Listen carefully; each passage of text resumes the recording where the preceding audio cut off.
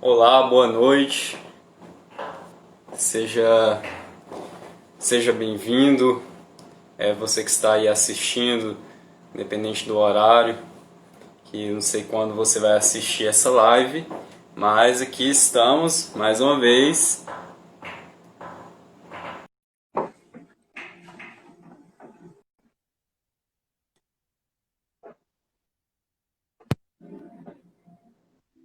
Alô, Opa, meu amigo Samuel, tudo bom? opa, meu mano. Tudo de boa? Agora, Heitor. Agora Agora, foi. agora deu certo, agora deu certo. É, Am- graças a Deus. Amém. Tinha um pessoal que tinha um pessoal que já tinha entrado aí a gente ficou Foi. esperando aí um pouco. Mas vamos aí, vamos começar aqui um pouco atrasado, mas Tranquilo. hoje o tema tá um tema legal, tá um tema bacana É bem. e que é para mim, como eu tava falando já na live, que é um tema que assim para mim teve uma grande repercussão assim na minha vida em Amém. geral, principalmente no todo da vida, não somente no ministério, né, mas no todo, em geral. Mudou muita coisa e já há 3 anos que eu ministro, que eu tenho pregado e o conteúdo de Cristo, Cristo como o centro do nosso olhar para a vida, não só para as Escrituras, mas para a vida, foi fundamental, foi essencial. E hoje, para você que está chegando, o que nós vamos tratar hoje é o tema de Jesus como a chave hermenêutica, né? Amém. Muitas pessoas não entendem o significado dessa palavra, mas hermenêutica, que vem de Hermes, é a ciência da interpretação. Então, a hermenêutica não só se aplica na teologia, mas aplica em todas as áreas. Você, Joel, que é jurista, sabe muito bem que na área do direito a hermenêutica é essencial, né? Você tem a Verdade. hermenêutica jurídica e sem a arte da interpretação, você não tem como absorver o conteúdo que está contido ali, escrito em palavras. Mas hoje o conteúdo que nós vamos trazer não é um conteúdo um tanto quanto acadêmico. Nós podemos dizer que é até acadêmico se for olhar por um sentido, por um olhar teológico, mas vai muito além, né, do que é acadêmico ou não. Vai muito além. É um olhar para a vida. É o olhar conforme as lentes de Jesus, as lentes do Evangelho. E então, já fazendo essa rápida introdução, o que nós vamos tratar é sobre essa interpretação, esse olhar para a vida, que Jesus ensinou muito bem que tudo está no olhar, que o olhar ele é transformador. Se não me engano, ali em Amém. Mateus, no capítulo 6 que ele fala sobre o olhar, e quando o nosso olhar é transformado, quando o nosso olhar é convertido, ele tem uma nova direção, a direção dele passa a ser convertida para um novo horizonte, aí você começa a enxergar esses novos horizontes por essa lente que é Jesus, que é o Cristo, que é o Evangelho. Então, se trata disso, se trata do olhar, o olhar da vida, da nossa percepção do que é a vida, a nossa percepção do que é o Evangelho, e é disso que nós vamos falar. E, Joel, eu, eu quero que você, nesse momento, se apresente e fale aí um pouco de você, para quem está nos assistindo, qual que é o seu conteúdo, a sua página, Teologia do Evangelho. De fato, posso falar agora. Tá me ouvindo bem? Tudo tranquilo? Tá tranquilo. Pronto. Falar agora e a gente pode falar no final também, né? Porque as pessoas estão entrando ainda e tal. Mas, Sim, de sim. fato, essa página que eu tenho aí, Teologia do Evangelho, a proposta é tentar divulgar as raízes, podemos dizer assim, do Evangelho, né? É uma página nova porque eu passei por, feito eu conversei com você essa semana, né? Particularmente, eu estou com 44 anos, eu me formei em teologia novo, eu acho que eu tinha uns 24 anos quando me formei em teologia. E aí minha vida desde os 17 anos era dentro da igreja, né? Me entregando, participando e tudo. E ao longo de anos você vai lendo, vai estudando, vai se aprimorando. E, por exemplo, o fato de ter feito teologia no seminário presbiteriano, que é voltada para o foco calvinista, né? Aquele teólogo calvinista, João Calvino. Mas hoje em dia, depois de tanto ler e reler pontos da reforma, a gente, pelo menos assim, a gente vai criando curiosidades diante de algumas lacunas que a gente vai encontrando. E Uhum. essas curiosidades eu posso dizer que foram sendo sanadas quando eu comecei a ler a teologia de Lutero. Infelizmente, é pouco conhecida, é uma teologia, podemos dizer assim, dizem que no lado do sul aí existem muitas igrejas luteranas, mas aqui, por exemplo, no Nordeste não tem. E a ideia em si de você ler a teologia de Lutero não é nem a gente virar luterano, né? É observar como Lutero nos chama para somente lermos a Bíblia através de Cristo. E isso parece simples, mas faz uma diferença descomunal na vida da gente, né? Porque você começa a ler Moisés através de Cristo. Você começa a ler Davi através de Cristo, Paulo através de Cristo, as epístolas através de Cristo, os salmos através de Cristo, o Velho Testamento através de Cristo. De fato, Cristo Uhum. vira esse filtro, essa chave, né? Esse caminho. Como ele mesmo disse, né? Eu sou a porta. Ou seja, ele é essa passagem. Quem entra por ele, quem E, passa por ele, de fato encontra a verdade da vida, né? sim, Então, e assim, qual foi o momento ápice assim para você dizer, nossa, é isso aqui, é exatamente isso, é Jesus como o centro do nosso olhar, é isso que que Lutero quis transmitir, é isso que o Evangelho dá a entender. Quando foi esse momento que você abriu os olhos assim para esse olhar? olha, eu posso dizer que foi um quebra-cabeça que foi se montando, né? Porque, de fato, eu ter estudado no seminário com foco calvinista, para quem é de fora desse mundo teológico, acha que é tudo a mesma coisa. Mas eu posso dizer que existem momentos que vão chamando você para pensar em juntar essas peças que parece que estão perdidas, né? Porque, por exemplo, a teologia de Calvino é muito boa, é muito interessante. Mas, de fato, você fica em crises. Tipo, mas finalmente, o que é que prevalece? É a lei ou é o evangelho? Nós estamos na nova aliança, mas especificamente a velha aliança não presta mais para nada. Aí, ou seja, você vai criando curiosidades, a sua alma vai ficando com sede disso, essa é que é a grande verdade. E eu posso dizer que eu li um livro eu acho que foi o pontapé inicial de tudo, para dar uma virada de pensamento nisso.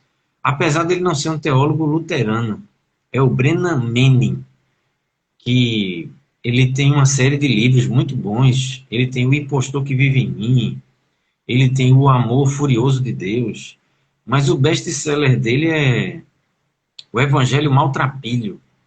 Não sei se você já ouviu falar, mas Eu assim, comprei ele, não, na verdade eu ganhei ele tem pouco tempo agora. Ele tá ali, é um livro que eu sempre quis muito ler. Aí eu ganhei ele, não sei, tem uns 2 meses por aí. É um livro muito bom, realmente, pelo pouco assim que eu vi. Depois eu vou terminar de ler ele. Que assim, eu tenho uma lista assim, de livros uma sequência que eu tô acompanhando. Mas boa. é um livro muito interessante. Inclusive, eu quero comprar outros livros dele a respeito da missiologia dele. Boa.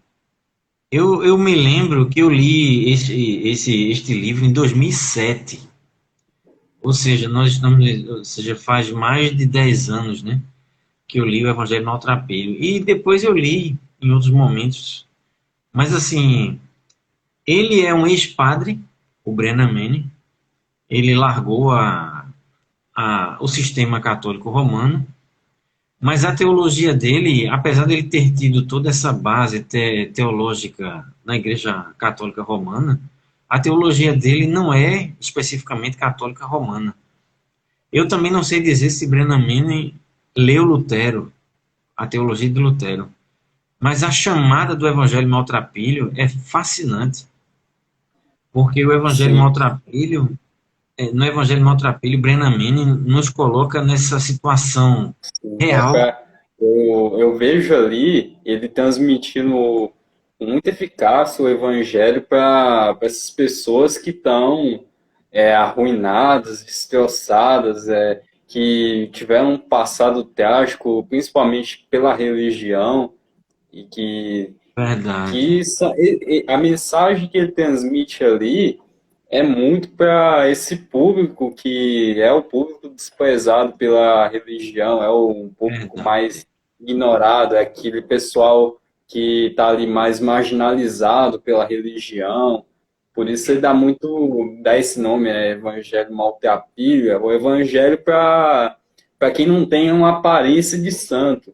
É para quem não Verdade. está ali com aquela vestimenta de fariseu Verdade. bela, com um tecido real, com joias. Não, o evangelho é para pessoas que também estão às margens da religião, da sociedade, porque o evangelho é para todos, e essa mensagem que ele transmite eu acho muito interessante.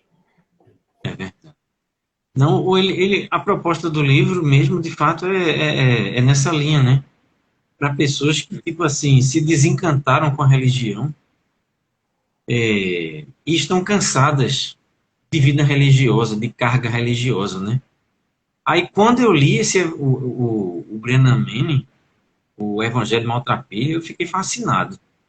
E aí eu posso dizer que a partir de 2007, eu entendi que, tipo assim, tudo que eu já tinha lido de Calvino, Reforma Protestante, tudo começou a ficar de fato mais desconexo.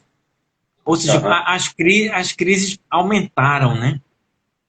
Porque você começa a perceber o seguinte, olha, é, Deus é um Deus de amor.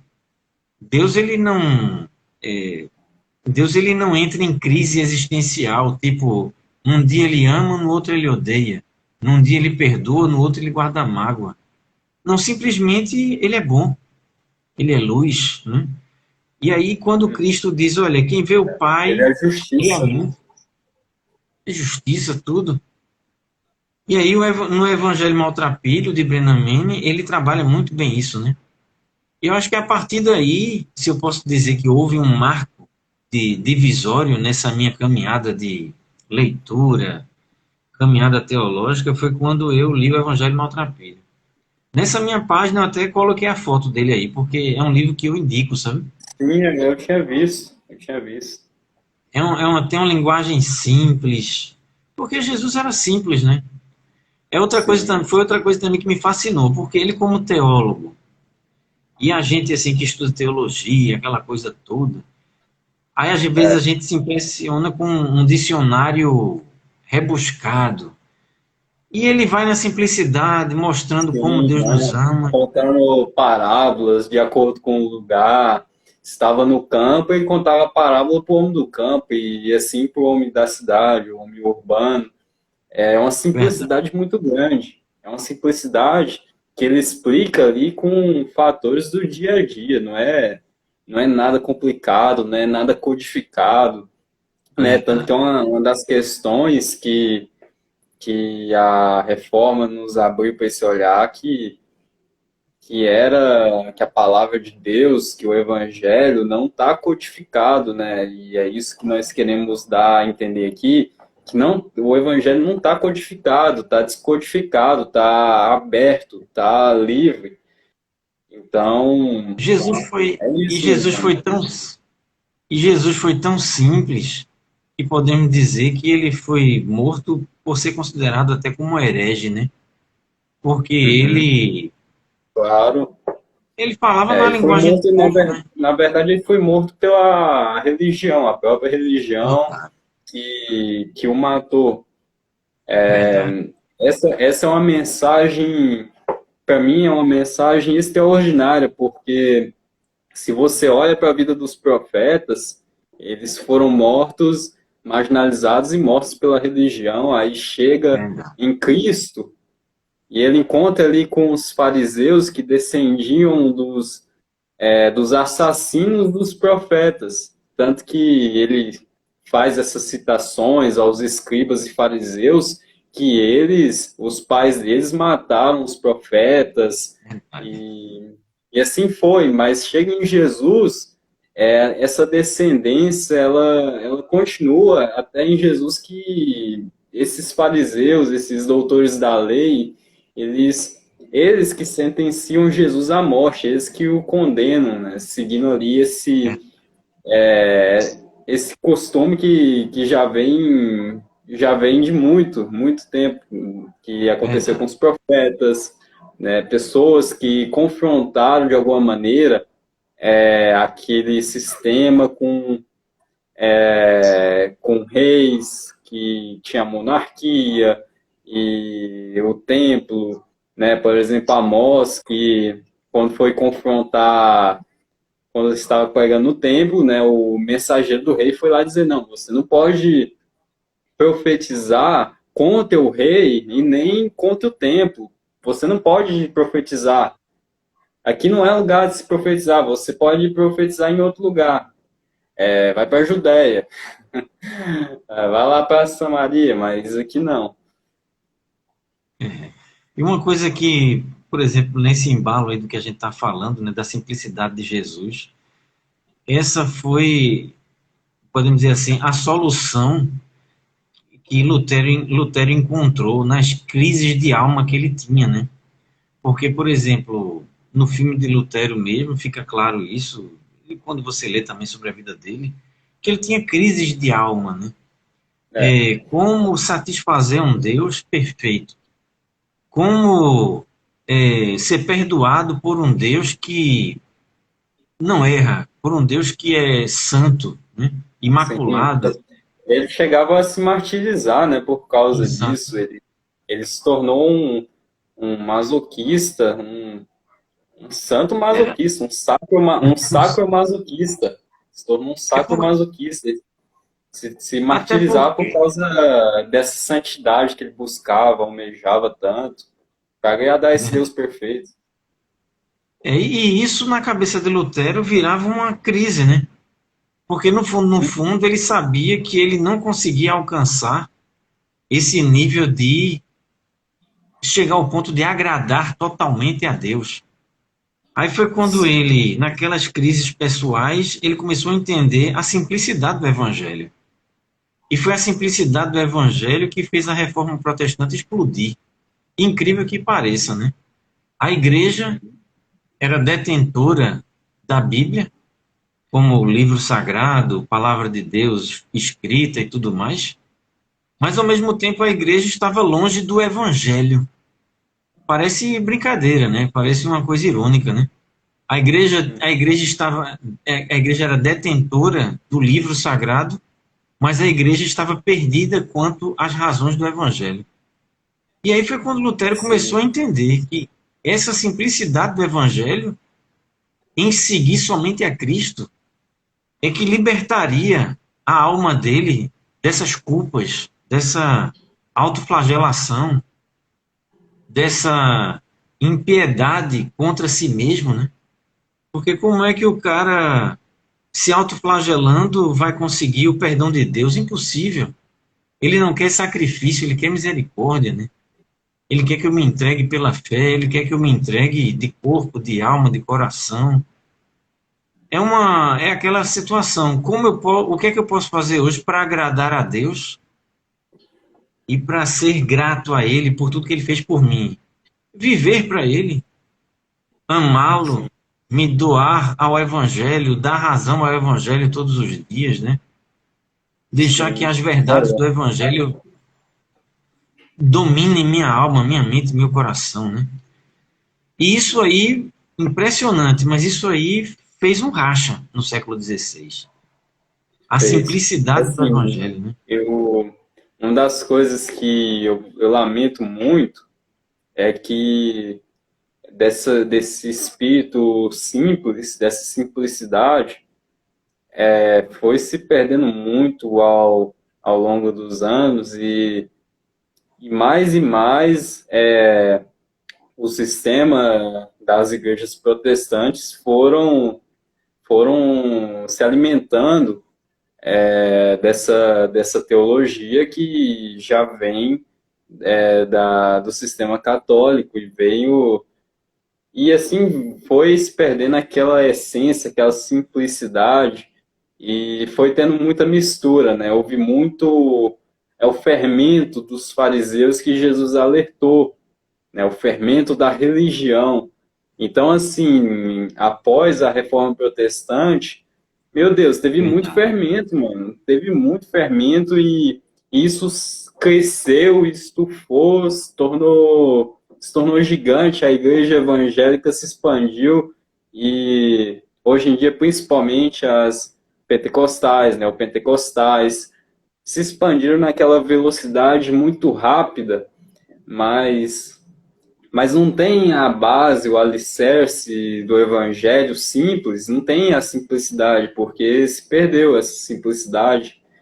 Então, assim, é uma pena que hoje em dia você olha para os que se dizem protestantes, evangélicos, e eles não sabem qual era o espírito da reforma, não entenderam que a reforma era uma reforma que vivia se reformando, era uma reforma contínua, era uma igreja que devia viver em reformas, não uma igreja que era para ficar parada no século XVI, no século XVII. Não, que essa reforma deveria ser contínua, ela não deveria ser retroativa, ela deveria avançar. E, infelizmente, eu vejo que a igreja, quando eu falo de igrejas, a igreja protestante, ela caminhou muito no retrocesso e ao ponto que você vê que algumas denominações se tornaram se venderam tanto quanto a igreja católica do século XVI, do século XV, desde o século XIII, aliás, que ela para mim foi o pior momento da igreja, né? Desde ali do século XIII em diante, foi terrível, né? Você vê as cruzadas e você vê hoje em muitos lugares, denominações que estão nesse processo retroativo. Verdade. Então, de fato, o século XVI, podemos dizer assim, parece uma panela de pressão, né? Porque não tinha como segurar a reforma, não tinha como evitar que a reforma acontecesse. Porque, de fato, todo aquele contexto histórico, social, estava esgotando mentalmente, moralmente, a alma das pessoas, né? Sim, E você aí, ali criava, ali estava começando os reis querendo liberdade, um exato, aumento do espírito democrático do povo, é, as descobertas marinhas, né, que foram acontecendo e tudo isso foi essencial para que ocorresse a reforma, estava muito eminente. verdade. O que dá para entender é isso, né? Não tinha como segurar, a reforma aconteceu. Agora, de fato, Lutero, ele foi um ícone nessa situação toda, porque eu até comento com amigos assim, se você pegar, por exemplo, João Calvino, Zwinglio, Menon-Simons, outros teólogos que vieram nessas viradas de páginas de Lutero, né, após Lutero. Se você pegasse, por exemplo, João Calvino e colocasse ele no lugar de Lutero, João Calvino não teria estourado a reforma como Lutero estourou. Até porque Lutero não queria dividir a igreja, ele queria consertar, né? Mas terminou acontecendo uma explosão. Mas por que É, Lutero conseguiu fazer aquilo? Por causa dessa chamada, né? Uma coisa, uma frase de Lutero que é fascinante, em outras palavras, ele diz: olha, só existe um Cristo. Se só existe um Cristo, só existe uma mensagem, só existe um evangelho. E aí, quando ele chamou o Papa, os bispos, que Lutero não era um padre simples teologicamente, ele era doutor em teologia, tinha uma grande influência, era um grande pensador, né? uhum. Mas aí o que é que acontece? Os outros teólogos que vieram após Lutero, eles infelizmente, eu entendo assim, eles não entenderam a proposta de Lutero. E aí, tipo, essa proposta de Lutero, que é ler tudo a partir de Cristo, por exemplo, João Calvino, ele vai naquela linha de a Bíblia explica a própria Bíblia, podemos dizer assim. Aparentemente é uma diferença simples, mas na prática, Sim, para não, quem aqui sim, o que a gente quer ensinar aqui, que é bem diferente disso, não é que a muito diferente, Bíblia interpreta a própria Bíblia, mas exatamente. que Jesus, o Cristo eterno, ressurreto, ele é a chave da interpretação da Bíblia, das Escrituras e até do próprio Jesus. E até do próprio Verdade. Jesus. Por exemplo, na última live, uma das últimas lives que eu tinha feito, foi com o Douglas, ele até fez essa menção, essa referência ao, por exemplo, o sermão do monte, o sermão da montanha. Você, ali naquele sermão, se você pegar o sermão do monte e falar assim, eu vou cumprir com esse sermão durante uma semana fielmente. Você não consegue, você cai numa Verdade. crise de um legalismo. Só ali, só pelas palavras de Jesus, você consegue ser legalista. Então, assim, o próprio Jesus interpreta não só a Bíblia, mas interpreta também as palavras de Jesus. Então o todo está nele, o todo está nele. Até Verdade. Jesus pode ser legalista para aquele que é legalista. Eu estou entendendo. Uma coisa interessante de notar é que, por exemplo, a maior parte dos escritos do Novo Testamento pertence a Paulo, né? As epístolas. E É. quando Paulo escreve as epístolas, ele não tinha, entre aspas, um Novo Testamento na mão. Paulo era perito na Torá, né? Que para nós hoje é o Velho Testamento. Aí você vê o seguinte, que para Paulo, que era o apóstolo que tinha visto Cristo glorificado e tudo mais, ele coloca tudo aos pés de Cristo, né? Ele chama, por exemplo, em Gálatas, né? Ele diz que só há um evangelho. Se nós formos além ou aquém do evangelho que Cristo nos ensinou, que isso seja reprovado, que isso seja anátema. Ou seja, para Paulo ficava bem claro o seguinte: olha, ele tinha uma visão do Velho Testamento, para nós hoje o Velho Testamento, ele tinha uma visão da Torá. Quando ele é convertido naquele caminho a Damasco, a mente dele muda, ele nasce de novo, aquela coisa toda. Então ele começa a olhar a Torá de uma forma totalmente diferente. Ele começa a olhar toda a Torá a partir de Cristo. E aí, quando ele vai depois começando a escrever as epístolas, né? Coríntios, Romanos, Tessalonicenses, Timóteo, Tito, e tudo que ele escreve ele escreve com uma ótica totalmente diferente, radicalmente oposta ao que ele pensava. Se antes ele defendia a Torá como até base própria para matar os cristãos, né, para sufocar o início da igreja, agora ele usa a mesma Torá como fundamento para que todos olhem para ela a partir do Evangelho. Aí isso muda a ótica radicalmente. Ou seja, quando a gente olha hoje a Bíblia que nós temos na mão, né, nós temos hoje o livro sagrado, amém. Mas quando você começa a pensar, por exemplo, como eu vou ler a Bíblia? Vamos trazendo para uma linguagem bem simples. Eu vou ler a Bíblia como? A partir de onde? Uma sugestão que eu sempre passo para as pessoas, né? Ler a partir do Evangelho. Leia Mateus, Marcos, Lucas e João. Uma vez, duas vezes, três, quatro. Porque quanto mais você lê somente os Evangelhos, vai ser mais fácil de você depois olhar para o Velho Testamento e ver que muito do Velho Testamento foi sepultado através da vida de Cristo, né? Por exemplo, oração imprecatória, que no Velho Testamento era natural ocorrer. Essas orações imprecatórias, elas foram abolidas por Jesus, né? Se alguém tem algo contra você, ore, né? Ofereça o amor para essa pessoa. Quando ele estava na cruz mesmo, ele, Pai, perdoe porque eles não sabem o que fazem, né? Então, assim, como eu vou entender isso? Como eu vou discernir isso? Somente com essa linha de pensamento, lendo a partir de Cristo. É o que muitos chamam hoje de chave hermenêutica, né? É, Sim, sim, na verdade, essa o nome é bem recente, mas é isso, esse olhar cristocêntrico, é cristocêntrica, Cristo no nosso olhar. Então, verdade. por exemplo, mas tem muitas pessoas assim, né, que falam, mas Jesus não está no Antigo Testamento, né? Jesus não está lá, mas, mas todo o Antigo Testamento, a lei e os profetas dão testemunho acerca dele, né? São Exatamente. testemunhas acerca dele, que é o Cristo, que havia de vir.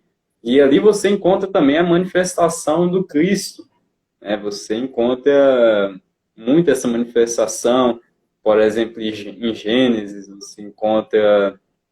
você vê o anjo do Senhor, né? Aquele anjo do Senhor, com letra maiúscula, como Exato. manifestação também. Então, e também a lei que ali é sombra, é uma sombra daquilo que iria acontecer, a lei que era ali aquele teatro, né, aquele teatro de cerimônia que mostrava o que era para acontecer, era aquela cerimônia que é um arquétipo do que Verdade. do que aconteceu em Cristo. Verdade. Então você não consegue entender também toda essa bagunça que se torna o Antigo Testamento se você não tiver Cristo. Você vê coisas horrendas acontecendo e você não entende nada disso se você não tiver Cristo no seu olhar. Verdade. Portanto, também o Antigo Testamento não é descartável, porque ele é sombra daquilo que veio acontecer e se cumprir em Cristo, né? Ele é o cumprimento da lei, né? Tanto que quando ele diz ali que ele é o cumprimento da lei, aquela palavra cumprir, né? Que ele veio para cumprir, quer dizer que a palavra ali no original dá uma ideia de não só acabar, não só terminar, concluir a obra, mas como dá uma ideia, a palavra dá a ideia de comprimento, de complementar, de dar luz àquilo que antes era sombra.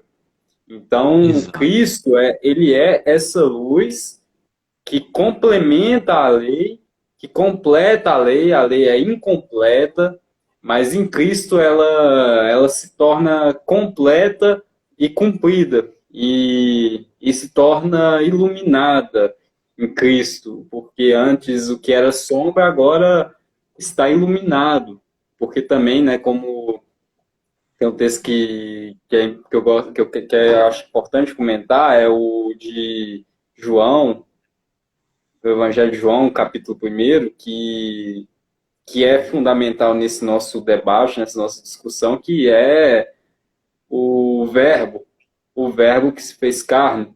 E ali no capítulo 1 você vê que ele é a luz que vindo ao mundo ilumina a todo homem. Então, sem essa luz, sem essa luz que ilumina o homem, você também não tem esse iluminar do olhar para as escrituras. Não tem como ler o Novo ou o Antigo Testamento sem essa luz, sem esse olhar. Ele é a lâmpada que vai iluminando os nossos caminhos. Ele é a lâmpada dos nossos pés, como diz o salmista. É a palavra de Deus. E como João, né, o Evangelho de João, no capítulo 1, diz, né? João foi o apóstolo amado, conviveu com ele, foi o último a morrer. Aí o Evangelho de João é fascinante, né? Porque ele traz detalhes sobre essa vida, essa divindade de Cristo, né? Aí João lá no capítulo 1, ele diz, olha, a lei veio por intermédio de Moisés, mas a graça e a verdade por meio de Cristo, né? Aí, ou seja, aí depois Jesus diz isso, né? Eu sou a luz do mundo. Quem me segue não anda em trevas, pelo contrário, tem a luz da vida. Aí a gente percebe isso nitidamente.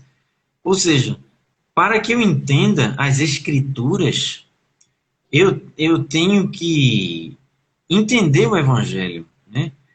E Evangelho é bom a gente sempre destacar. O Evangelho é do nascimento de Cristo até a sua ascensão, né?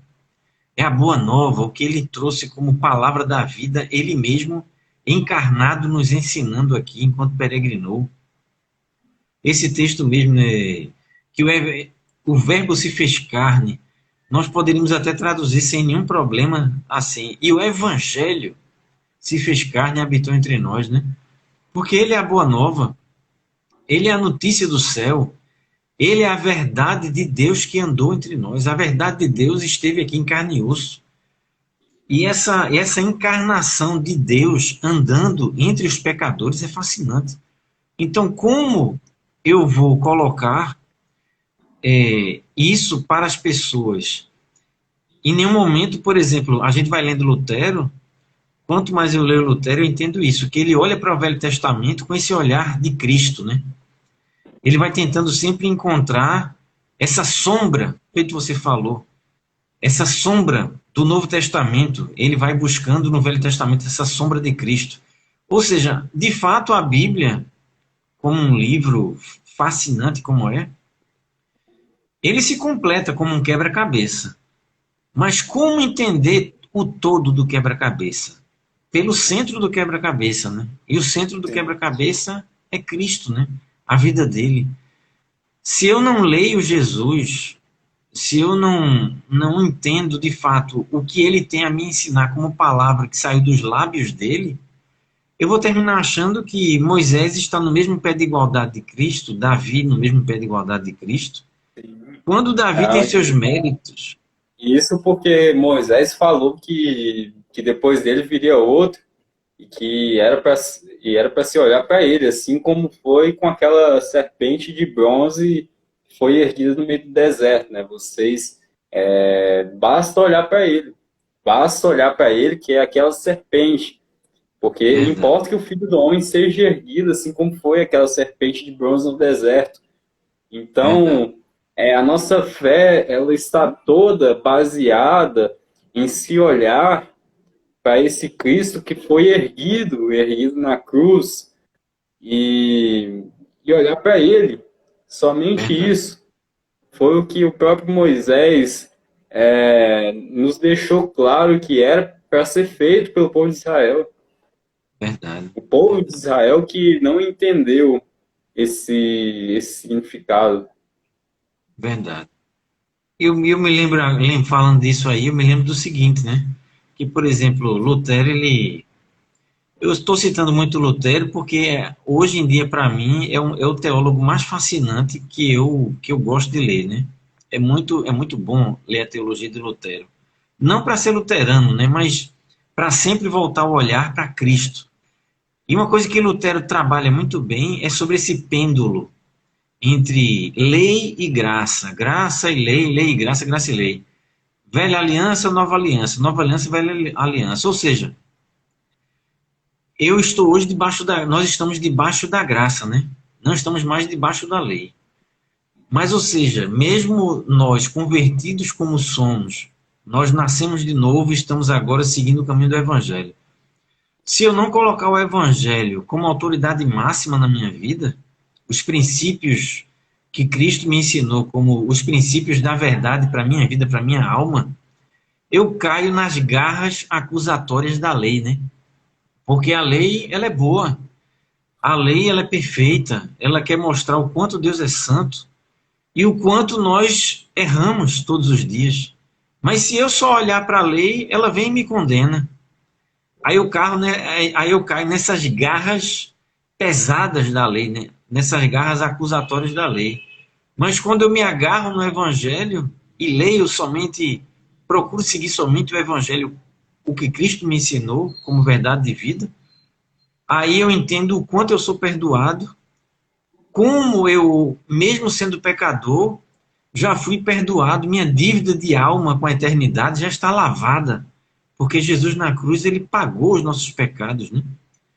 Aí é quando muitos têm essa crise, por exemplo, sim, mas como assim ele pagou toda a lei ou não pagou toda a lei? Foi uma crise que eu tive muito, por exemplo, com o calvinismo.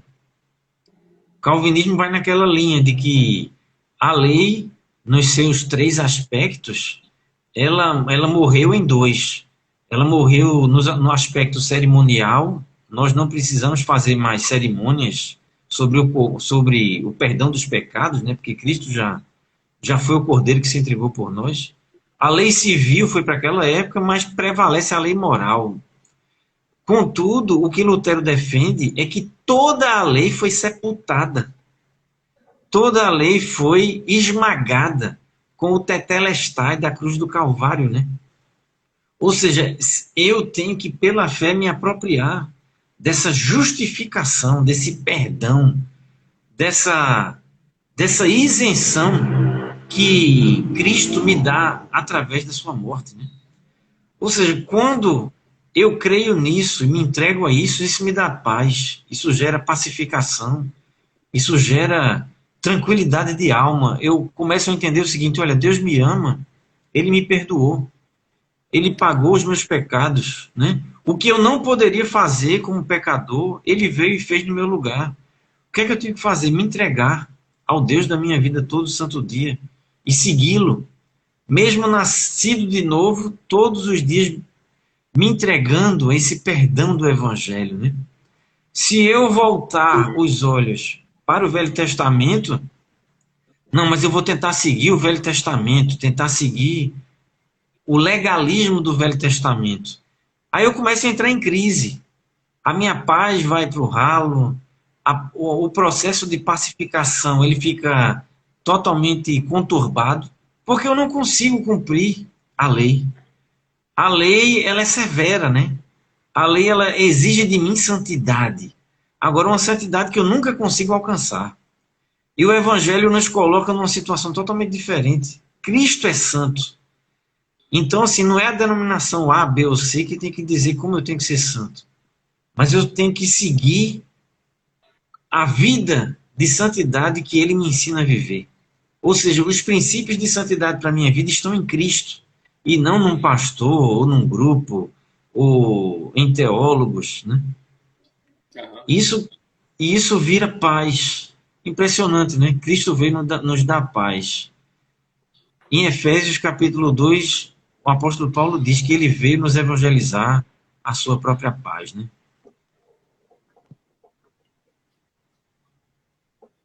Sim. Tá me ouvindo bem aí? Deu uma Tô. desconectada. Dá uma paradinha aqui, mas tá de boa. Amém. Voltou aí, tranquilo. Voltou. Pode continuar. Amém. E é como o apóstolo Paulo diz, né? Justificados nesta fé é que podemos ter paz com Deus. Ou seja, não é justificados pela lei, não é justificados pelo sistema legalista, mas é justificados por esta entrega de fé. E é Sim, nesta tanto que entrega de fé assim, que nós temos você paz com falando Deus. de. Sim, tanto que se você falando de Lutero, lembrou que ele, quando ele teve aquele ponto ápice que ele entendeu a mensagem, que foi, para mim, acho que foi o momento da conversão dele, que ele entendeu que o justo viverá pela fé, né, conforme Romanos, Exata- que nós devemos viver pela fé, né? O justo viverá pela fé. E é pela fé somente, não se trata de um conjunto de regras ou fatores ou padrões, mas se trata da fé verdadeira, genuína, que produz fruto, que produz essa prática, né? Como diz lá em Tiago, Tiago no capítulo 1 fala muito disso, que não adianta, porque não adianta você simplesmente ouvir e saber e ter o conhecimento da palavra sem essa prática. Se a palavra de Deus não produz um fruto em você, e é esse fruto diário. E lá diz ainda mais que uma pessoa que está nessa condição, que simplesmente conhece aquela informação, a pessoa tem uma informação, porque a palavra vai além da informação. A palavra ela deve ser não uma mensagem informação, mas uma mensagem revelação. E se ela não for uma mensagem revelação, ela não é palavra, ela perde todo o significado de palavra. Se ela não for uma revelação, e essa revelação é no amor de Cristo. E Verdade. então, ali em Tiago diz que essa pessoa que não pratica, que não tem fruto sendo produzido, ela é como uma pessoa vaidosa que todo dia olha para o espelho. No caso, o espelho é o espelho da lei. Todo dia tá lá, tá olhando para o espelho, tá olhando para o espelho da lei. Só que ela só se enxerga. Ela vê quem ela vê que ela é um ser humano pecador, ela vê que ela é um ser humano falho, que está nesse estado de queda, nesse estado de ruína, e todo dia ela tá ali olhando para aquele espelho, se vendo, se enxergando, olhando, se enxergando nos seus defeitos através da lei, porque a lei ela revela isso. Ela revela o que tem de pior no homem, ela revela o pecado do homem. A lei ela escancara assim essa porta e para o homem enxergar quem ele é. Mas a lei ela não tem essa graça de transformar o homem. Portanto, essa pessoa que conhece essa informação está ali, conforme diz Tiago, olhando todo dia no espelho, se enxergando, mas depois disso ela vai embora e é só isso a vida dela. É só um espelho a qual ela se enxerga, mas ela não muda, ela não se converte dentro de si. Ela só vê as suas exterioridades. E quando a gente vai, por exemplo, tô perfeitamente lógico o que você falou. Um encontro tão simples, né? Foi de Jesus com Nicodemos, né? Aí ele olhou para Nicodemos, Nicodemos, você é um grande teólogo, um grande mestre da lei, e ainda não entendeu o que é nascer de novo, né? Ou seja, a lei em si, ela não faz ninguém nascer de novo. Ela não faz ninguém se converter, né? Ela, pelo contrário, a lei é somente, ela tem seus lados positivos neste aspecto, né? Um padrão de que nos apresenta o quanto Deus é santo. Mas, de Sim, fato, é o Espírito de Deus nos convencendo de que somos pecadores, nos lavando dos nossos pecados, né? Como Paulo diz a Tito, é por este lavar regenerador e renovador do Espírito Santo que eu consigo andar nesta graça e olha, e vivendo nesta graça, neste evangelho da graça, olhar para a lei como um padrão. A lei é como se fosse, podemos dizer assim, um padrão, né? Agora, é um padrão pesado, que o Evangelho me chama para andar na graça e não para andar na lei, né? Se eu fico tropeçando nessa caminhada da graça, se eu não me entrego a esta graça, se eu não me converto a esta graça todo santo dia, porque tem aquela diferença, uma coisa é você nascer de novo. Sim, mas e a minha caminhada daqui para eu partir deste planeta? Como é que fica? Todo santo dia eu tenho que voltar meu coração para esta graça, para este É evangelho. uma evolução É constante. um, Pode estar lá exatamente, com seus 100 anos que você tem que ter essa consciência que é uma evolução e que você ainda deve continuar nesse processo.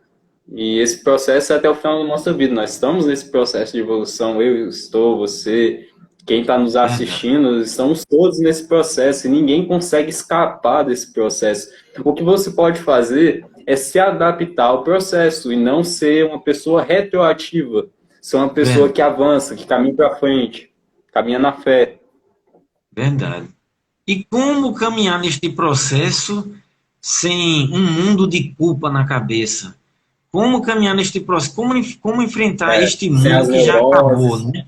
sim, sim, sem as Verdade, neuroses, paranoias, as culpas, sem o medo, né? Principalmente o medo vindo pela opressão religiosa que deixa de lado a graça e acolhe o medo, né? Deixa de verdade, lado o amor, expulsa o amor e acolhe o medo, porque o mais atrativo da religião, o que mais segura o indivíduo dentro da religião, geralmente é o medo.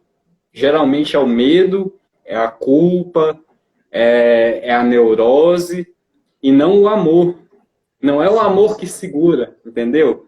Por é, exemplo, para quem está num relacionamento, o que segura um relacionamento é o amor. E o relacionamento com Cristo, com o Evangelho, ele é firmado no amor. Sem medo, sem amor, não tem como. Com medo a pessoa fica ali pelo medo, por causa do é, medo. Mas isso não é saudável, isso não é apropriado, isso não é bom para você. verdade. E uma das coisas que Jesus trabalhou bastante com seus discípulos foi para que eles não vivessem com medo, né? Não vivessem com medo do amanhã, das coisas do porvir, das coisas do presente, perder o medo da morte, né? Quando Jesus ele ressuscitou, eu acho fascinante isso, que quando ele E aparece para os engraçado que. apóstolos, Hum, quando ele aparece para os apóstolos, né? A primeira coisa que ele diz, olha, que a minha paz esteja convosco, né? Ou sim, seja, o medo não deixa a paz frutificar. E o contrário, o oposto também é verdade. A paz, ela vai dissipando o medo, né? E o evangelho veio, o evangelho existe, né? Através de Cristo, essas verdades de Cristo, o evangelho para a minha vida, para a nossa vida, a boa nova do céu existe como verdade para a nossa alma, para que nós vivamos em paz. Em sim. paz, Tanto que assim, é, ó, quando você vê Jesus falando ali com os discípulos, você não vê ele irritado, bravo, com atitudes, com gestos exteriores dos discípulos, com essas exterioridades, você não vê, mas você vê aquela preocupação de Jesus nessa questão da fé, na questão da verdade, paz, é a questão de você andar sobre as águas. Ai, verdade, Simão, é o Simão andando sobre as águas. Por mais verdade, ali, eu imagino ali aquela cena, né? Os outros olhando e falando, o Simão tem pouca fé, Simão se afundou, né? Nos primeiros passos ele se afundou. E depois ele foi levantado por Jesus, mas ele se afundou. E aí eu fico imaginando quem de nós não se afundaria nos primeiros passos, no verdade. início desse Faríamos a caminhar. mesma coisa, né? Sim, sim, sim. E ali às vezes está no barco Faríamos a mesma e é coisa. aquela pessoa que está no barco e que tenta tirar a sua paz. Você está falando de paz, ele tenta tirar a sua paz. Ele fala assim, ele ri quando você cai, ele ri quando você afunda nesse caminhar, porque é essa tentativa de tirar a sua paz. Mas se É, você quer caminhar com Cristo, se você quer andar sobre as águas com Cristo no Evangelho, você não pode deixar que as pessoas que estão na embarcação tirem a sua paz. A questão do Evangelho é que você não pode deixar o mundo tirar a sua paz, que você não pode deixar nada tirar a sua paz, mesmo que seja a sua congregação, mesmo que seja ali seu ajuntamento, sua igreja, sua comunidade. Nada pode tirar a sua paz. Mesmo que você esteja no ambiente, você pode viver em paz. Por exemplo, você vê gente nas piores situações possíveis, mas que vive em paz, tem um coração pacificado, tem uma alma pacificada, tem uma mente pacificada. Mas tem gente que vive nos melhores ambientes de palácios e não está nada pacificado. Eu imagino isso, você citou ali Nicodemos, eu imagino que Nicodemos ali em toda a sua glória como sacerdote, como um dos principais dos sacerdotes, Nicodemos não estava em paz para ele ter ido procurar Jesus, algo o incomodou, algo o inquietou, né? Essa manifestação do reino de Deus e essa sensação de impotência ao ver que ele, sendo um dos principais, não conseguia realizar aquilo que Jesus realizou. Tanto foi essa questão que ele colocou, não há outra pessoa que consiga fazer isso que você está fazendo, a não ser que seja de Deus. O que você está fazendo é de Deus. Porque não tem quem consiga fazer isso. O Nicodemos estava inquieto. Eu imagino que nesse momento que ele começou a observar isso, ele teve essa sensação de impotência e ficou inquieto, ficou impacificado.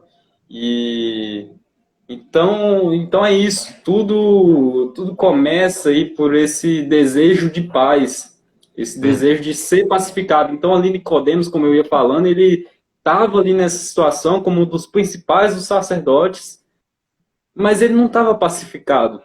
Ele não estava pacificado, ele não estava quieto consigo mesmo. Ele não estava, por isso ele foi atrás de Cristo. Aí é quando a gente vê, né, que de fato ele era o mestre da lei, mas a gente vê que a lei, a proposta da lei não é me dar paz. A proposta da lei é servir como um padrão. Quem pode me dar paz? O Evangelho, a graça de Deus, o Espírito de Deus, as palavras de Cristo, né?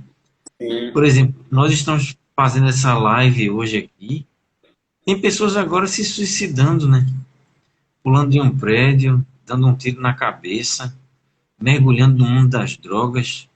Por quê? Porque não tem esperança de alma, não tem paz, pessoas aflitas, totalmente dominadas pelo desespero da vida, né? É muito sério isso. A gente tá gravando essa live aqui, a gente sabe que a gente está ainda numa pandemia, né? Hoje é dia 4 de dezembro de 2020. Isso intensifica ainda mais, né? O fator pandêmico intensifica muito mais e as pessoas chegam nesse último estágio do medo, que é o estágio mais grave, que não é quando você tem medo, não é quando você tem medo da morte, é quando você tem medo da vida, de viver. Cada dia, cada minuto, cada segundo passa a ser um sacrifício, passa a ser torturante. Você tem um medo de continuar vivo. E às vezes o que segura a pessoa é mais medo imposto pela religião que o indivíduo vai ser condenado ao inferno, ele vai direto para o inferno, vai passar a eternidade lá, mas a religião não dá a resposta do amor, né? Que devia ser o que deve evitar o suicídio, não é a resposta do medo. Não é dizer para o indivíduo, não, se você se suicidar, você vai para o inferno. Não, é você dizer para o indivíduo, olha, existe um Cristo, existe um Evangelho. E esse Evangelho, ele te dá paz, ele te dá esperança, ele te dá expectativa. E esse Evangelho, esse amor em Cristo, ele te tira todo medo. Portanto, você não deve tirar a sua vida, porque alguém já se sacrificou e se doou por você. É assim, essa é a proposta, né? A proposta no amor, não é a proposta pelo medo. É verdade. Jesus, ele é fascinante, né? Porque justamente ele nos chama para essa entrega. Em outras palavras, se você se entregar a mim, eu vou oferecer a você o que a sua alma tanto procura, né? Porque a nossa alma, ela é muito complicada. Mas, ao mesmo tempo, uma coisa eu tenho certeza. Jesus, ele veio encarnar aquela profecia do Velho Testamento, né? Que entre nós andaria um dia o príncipe da paz. Então, quando Jesus andou entre nós, ele disse, né, olha, vem a mim você que está cansado, você que já não aguenta mais nada, já está sobrecarregado. Não aguenta o jugo Venha que da eu vou lei. aliviar você. É. E ele diz uma coisa fascinante. Ele diz o seguinte: e você vai achar descanso para sua alma. Ou seja, se nós não fizermos isso todo santo dia, nós não encontramos essa caminhada crescente de ter paz com Deus, frutificando todo dia, né? Se eu buscar isso em outra coisa, eu não acho. Porque nessa pandemia que a gente estava falando agora, pessoas se desempregando, uma crise planetária, né?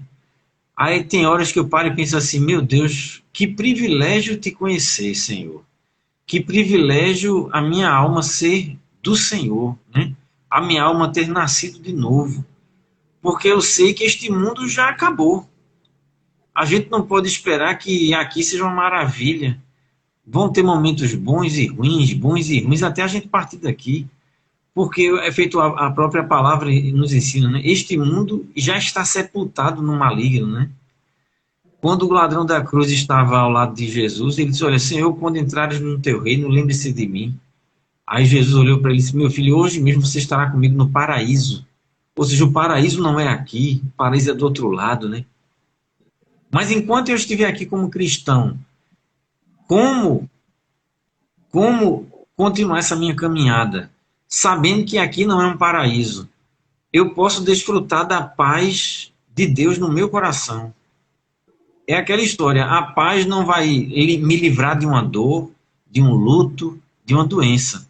Mas a paz ela vai me ajudar a subjugar a dor, a subjugar um luto, a subjugar uma doença, mesmo diante de momentos transtornantes, né? Mas a paz que ele nos dá não é a paz que este mundo dá, né? Feito ele mesmo diz, olha, eu dou para vocês a minha paz, não como este mundo a dá. E aí, quando a gente para analisar, Jesus falou aquilo, ele já sabia que ele estava prestes a ser pego para ser crucificado, ele sabia que os apóstolos iriam ficar atônitos, né? Ele sabia que Pedro ia negar publicamente, ele sabia que os outros iam negar de forma omissa, os outros iam se esconder, ele sabia de tudo. Mas ele sabia que após a sua ressurreição, eles iriam se tornar muito mais confiantes, né? Porque eles iriam ter a convicção que tinham encontrado tudo na vida, o Deus da paz. É fascinante, porque em paz com Deus e crescendo nessa paz com Deus, a gente consegue enfrentar tudo na vida. Agora, quando a gente não deixa essa paz frutificar, que é um dos frutos do Espírito de Deus no nosso coração, né? A nossa vida vai se tornando temerosa, os medos vão dominando, os problemas dominam a vida da gente, tudo vira um caos. Mas quando você está entregue a este caminho de pacificação do Evangelho, deixando o Evangelho crescer no coração, deixando as verdades do Evangelho alimentarem a sede da nossa alma, essa pacificação vira um caminho fascinante, né? Que a gente até começou a falar disso no começo da live. Isso aí resolve todo o problema do jugo, do peso imposto pela lei. Que hoje nós estamos falando basicamente só disso, da lei e de como o Evangelho traz essa interpretação em Cristo, né, de como, do que a lei representa e como nós devemos viver, né, nessa graça. E quando você vive assim pacificado, isso já já te faz produzir frutos, né, que você não precisa, você está liberto, o que você não faz por uma obrigação, porque tem gente que dogmatiza tudo, até mesmo a caridade, até mesmo Sim, a comunhão com as pessoas, né? Então, vira tudo muito padronizado, né? Mas quando você vive em paz, isso te dá essa capacidade de transmitir essa paz, de transmitir esse amor. Verdade, Você transcende, né? Isso vira algo comum, verdade, vira algo diário, algo que é como respirar. É como verdade. respirar. E foi o que a gente estava falando no começo da live, né? Por exemplo, Lutero defendeu essa bandeira no século XVI. Mas, infelizmente, Uhum, do século sim, XVI para cá, as igrejas, foi. de uma forma geral, elas têm se perdido nessa pregação do evangelho de verdade, né? Do evangelho da paz, da pacificação. Isso, infelizmente, Sim, não tem sido pregado, né? é. E o Porque que na verdade é a essência que ele quis mostrar é pega isso que eu tô entregando e melhora, evolui, vai transcende, supera isso, vai mais adiante, continua, dá continuidade a esse trabalho. Se até o próprio Jesus falou, ó, vocês, meus discípulos, farão coisas maiores porque vocês vão continuar e vocês vão dar continuidade a essa obra, né? Imagina, por exemplo, Lutero, dê continuidade, mas a igreja, infelizmente, não deu muita continuidade nessa questão, nessa essência de evoluir, de melhorar. verdade, de anunciar aos pecadores o evangelho da paz de Sim, Cristo. sim. Por exemplo, o Calvino, né, Calvino que deixou ali sua teologia, né, deixou muitos conceitos, muitas ideias, mas que só foram sendo desenvolvidas através de uma teologia sistemática, né, de seus seguidores, dos teólogos que foram vindo mais adiante. Depois teve o confronto de Armínio com as ideias de Calvino, né? João Calvino foi Armínio, né? Foi o que confrontou Calvino, né? Nas suas ideias. Mas assim foi. Se construiu essa sistemática, foram só desenvolvendo sistemáticas e sistemáticas em cima daquilo que foi deixado, e a questão é que não se saiu muito do lugar, porque você pega ali a questão, o maior problema da teologia é essa, tanto que, assim, falando de interpretação, é impossível você não mencionar a questão da teologia, que o maior problema da hermenêutica da teologia é que a maioria dos teólogos, a maioria não acaba sendo imparcial. A maioria dos teólogos já tem seus preceitos, já tem seus preconceitos, já tem suas ideias formadas, já tem uma cultura, já tem uma história. Então, assim, você já tem toda uma caminhada, você já tem toda uma manifestação histórica desse crescimento teológico. Então, assim, você já tem uma base, um preceito e um preconceito para começar. Aí você pega ali o seu conceito inicial e pega versículos conforme for a mente tendenciosa, conforme for a tendência, e você vai encaixando versículos. Você pega um aqui em Hebreus, vai lá em Romanos, depois você vai lá no Gênesis, aí depois você vai lá em Isaías e vai construindo ali sua sistemática, né?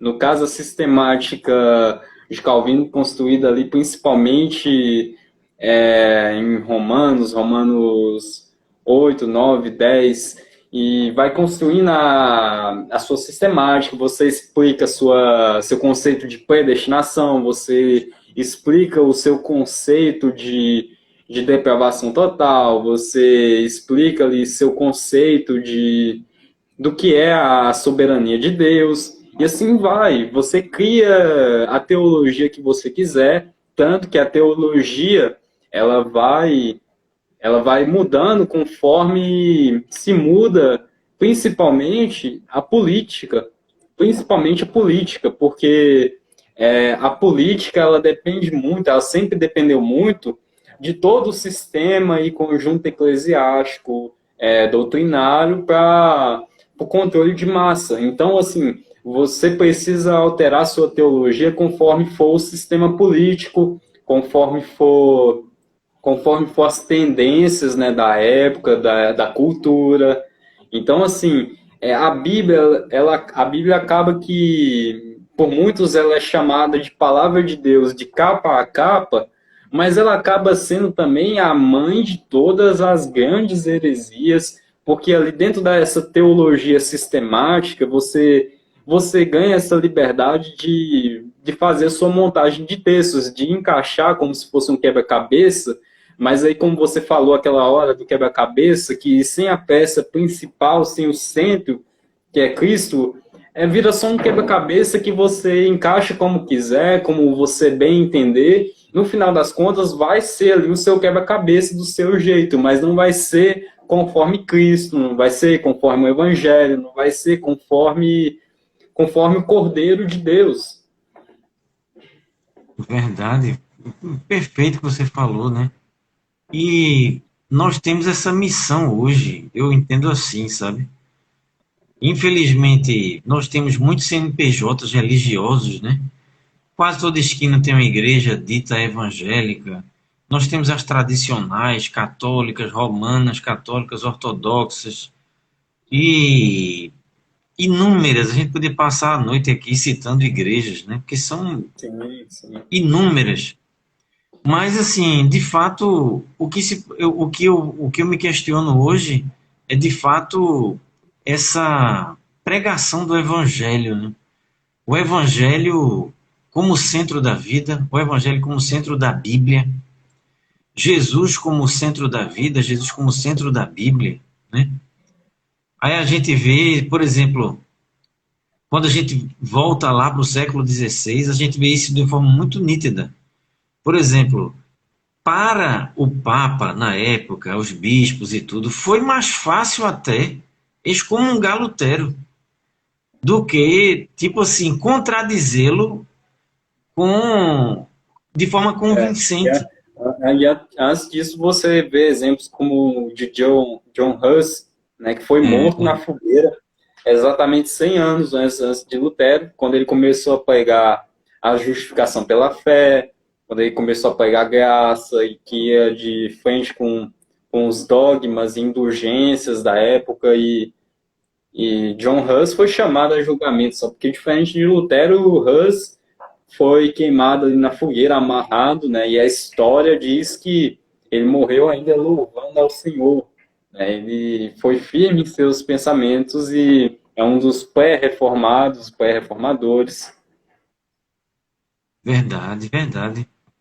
Eu acredito no seguinte, né, que, por exemplo, no âmago, de uma forma geral, quando a gente vai para o âmago da coisa, Deus ele se utiliza das características pessoais de cada um, né? E, por exemplo, uma coisa fascinante que eu vejo em Lutero é que Lutero, em outras palavras, foi o homem certo para o momento certo, né? Porque, por exemplo, É, Lutero ele tinha uma mente brilhante. Lutero ele era um teólogo impecável, podemos dizer assim.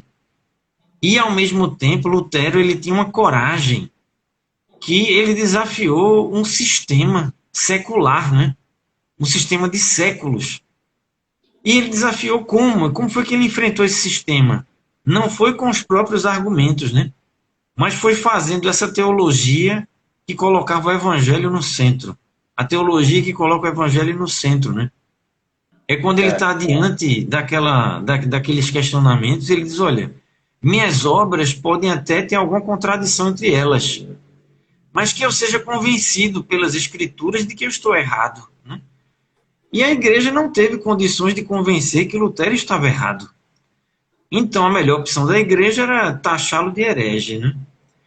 Ele não queria isso, ele até, pelos relatos históricos, ele até ficou muito triste com isso, porque ele não queria ser o ícone da divisão que estourou a reforma. Mas foi inevitável, né? Porque como ficar comungando com bispos, um papa, teólogos que não colocariam o evangelho acima de tudo? Então, assim, foi uma situação necessária e eu posso dizer que hoje, quando a não vai gente olha ao sempre de redor, novo. E quando a gente olha ao redor, né, televisão, a gente liga a televisão para ver programa evangélico. Eu não tenho nem coragem de ver, né? Porque você olha assim, É, meu Deus do céu, a sensação que dá é que a igreja, 80% está perdida, assim. é. 80% vive Falha, de falha novo. miseravelmente. É como se a sensação que eu tenho é que as igrejas estão dependendo hoje de novas doutrinas, tem que trazer novos entretenimentos, né? Novos teólogos, novas teorias, novidades, novidades. Quando que nós não temos que ir atrás de novidades, né? Nós temos Tudo, que isso aí é tudo voltar, cartazes, né? É tudo cartazes para aliviar ali momentaneamente o sofrimento e a agonia do povo. verdade. E muitos até substituem o evangelho pela teologia, né? Porque, por exemplo, tem igrejas que não vivem de novas doutrinas, mas vivem de uma teologia pesada, seu sistema teológico, feito você falou aí, sua teologia sistemática, aquela coisa toda. E aí, quando a gente volta para Lutero, Lutero não se fundamentou nisso para enfrentar o sistema. Lutero se agarrou em Cristo, nos ensinos de Cristo, né? Se o Papa puder provar que Cristo está errado, então eu renuncio tudo que eu escrevi. Não teve como a igreja provar que Lutero estava errado, porque ele estava ensinando o que o evangelho ensinava, né? Sim, Na minha senão lógica, ali seria a negação do compêndio que eles formaram, né? A Bíblia. E verdade, eles estariam negando a própria Escritura. E, e para eles ali, né, Lutero também foi fundamental por essa questão da Escritura ser presa só àquele sistema, ao conjunto de livros que eles formaram, a Bíblia, ser preso a eles. Então, verdade, eles mesmos se estariam desvalidando. verdade, verdade. O que chama a atenção, por exemplo, hoje, é que, por exemplo, você vai até numa livraria, eu moro em Pernambuco aqui, né? A teologia de Lutero mesmo, ela é pouco divulgada. Aí essa página aí eu até criei para tentar dar uma divulgada, né? Por exemplo, tem uma Bíblia, a Bíblia da Reforma, que é a tradução da Bíblia luterana. Aí eu divulgo. Tem uma Bíblia que a Sociedade Bíblica do Brasil fez na comemoração dos 500 anos da Reforma. Bíblia com reflexões de Lutero. Eu incentivo as pessoas a ler, a verem um filme Lutero, que até no YouTube tem gratuitamente hoje em dia. Tem dois Uhum. filmes de Lutero, o antigo e tem o mais recente, para que as pessoas vejam que o que muda as nossas vidas não é a teologia em si, não é uma teologia sistemática, não é um conjunto de doutrinas que a denominação defende, né? Mas é nós voltarmos as nossas mentes, corações, as nossas vidas a somente o que Jesus ensinou, né? É, Ele é a porta, Jesus é o caminho, ele é a verdade, ele é a vida. É tão simples, né? Ao mesmo tempo, isso aí é um divisor de águas, né? Eu sou o caminho, eu sou a é. verdade, eu Isso sou aí a vida. é a espada de dois gumes. É poderosa. Verdade. Como diz Eu a espero. Marilza aí, o povo quer ilusão. É verdade. Infelizmente, né? Eu vejo hoje em dia, por exemplo, quando eu ligo a televisão, eu vejo uma mistura da fome com a vontade de comer. Por exemplo, essas igrejas aí que querem, só pensam em dinheiro, elas querem lucrar. Você junta a ganância do povo É com a ganância dos líderes, acabou, meu amigo. verdade. Não tem pra Bomba onde. atômica. É verdade. Aí você se pergunta onde o evangelho está ali? Em nada, né? Aí é a misericórdia de Deus que é pedir a misericórdia de Deus para que ele nos ajude, né? É, Porque o mundo já é caótico, já está no maligno. E, infelizmente, 80% das denominadas igrejas estão perdidas, né? Eu penso assim, infelizmente. Tem muita doutrina, muito CNPJ religioso, muita escola dominical, tem muita Bíblia vendida. Mas o evangelho como centro de tudo é uma tristeza, né? Eu digo isso com tristeza, sabe? Porque era para o nosso país mesmo ser diferente. Já que tem tantas denominações, se todas pregassem o evangelho, o país era outro, né? O país era para. Vira até uma contradição.